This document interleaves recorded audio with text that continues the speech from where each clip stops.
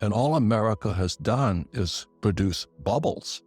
So we have a bubble in real estate, bubble in stocks, bubble in bonds. Everybody's happy. They think they're getting rich today. And I've never seen it so frightening.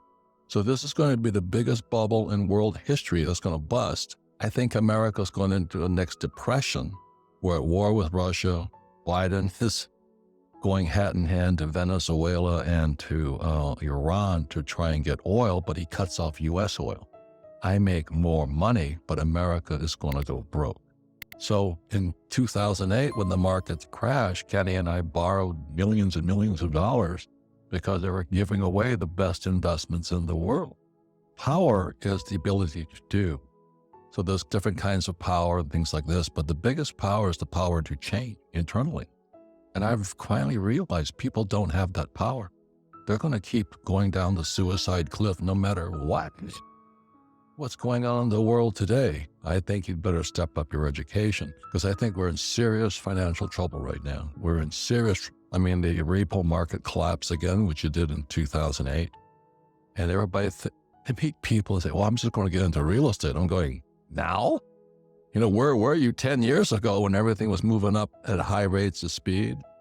We had dinner a couple of nights ago. This person says, yeah, I'm going to get a real estate license. I said, now? I'm going, where the heck are these people?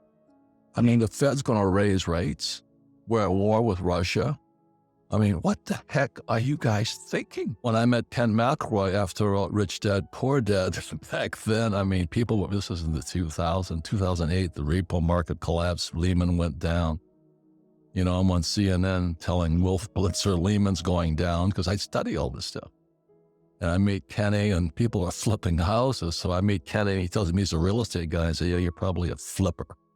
And I hate flippers too. I don't like flippers and I don't like 401k salespeople. And I started talking to Kenny and he says, no, I don't flip properties. I went, oh my God.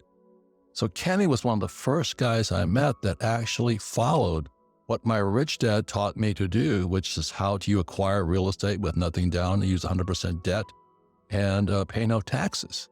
So with that, Kenny and I have made multi-millions of dollars. We're billions of dollars in debt, but debt makes people with financial education rich. So what happened after 2008, after the repo market, after Lehman went down, as I called it, on CNN, we made fortunes because it was a crash. So you're saying, well, you're telling us it's going to crash, man. I'm saying it's going to be the biggest opportunity of your life because America stopped producing. We stopped making things. And all America has done is produce bubbles. So we have a bubble in real estate, bubble in stocks, bubble in bonds. Everybody's happy. They think they're getting rich today. And I've never seen it so frightening. Now, on the other side of the coin, as Kenny knows, Ken McElroy, he and I know, is after 2008, we just borrowed our asses off and bought real estate as it crashed. The problem, this is the everything bubble. This is the biggest bubble in world history. So it's going to be big. So John and I, like I said, rugby players play for the Hawaii Harlequins rugby team. And I'm talking to him and he's telling me about all the rich people we knew in Hawaii who are going broke.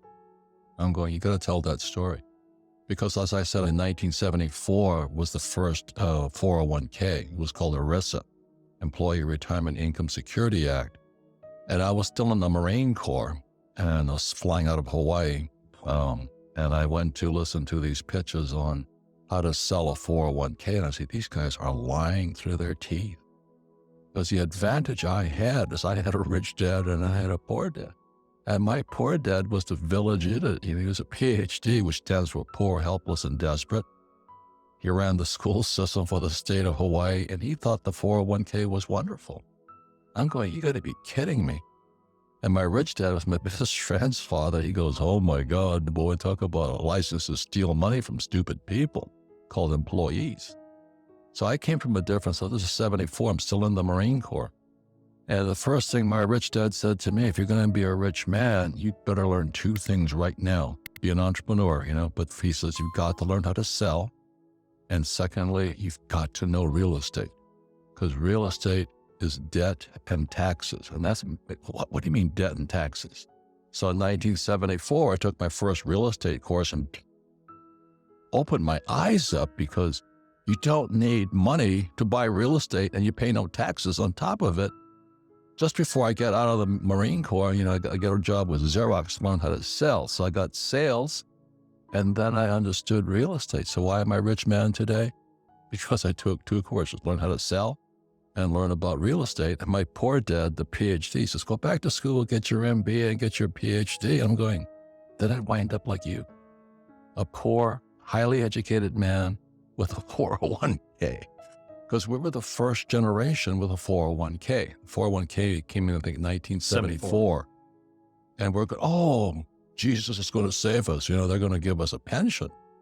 But in my opinion, it was one of the biggest screw jobs ever, because you're putting people who know nothing about investing, and they're now counting on Wall Street to keep them alive into their late years. So here's this book that's written by Ted Siddell, and he makes his fortune suing pension funds. We're going to a depression, possibly a depression. And as John talks about it, people have no money. So when our buddy Joe Biden took off the Keystone XL pipeline, inflation went through the roof. That wipes out the poor because they can't afford to eat. Because oil, I'm an oil guy. I went to school to work for Standard Oil. When the price of oil goes up, fertilizer goes up. Fertilizer goes up, food goes up. So if you have a 401k, like I'd say, drop back and punt on first down. Because we're not going to tell you what to do, but maybe you'll find out why you should make changes. Because the good news is that's when you get really rich. That's like if Neiman Marcus was having a sale on Louis Vuitton, every consumer would be lined up there. But I was talking to this woman the other night. She said, oh, I finally got it. I'm going to get my real estate license and start flipping real estate. I said, this is not the time.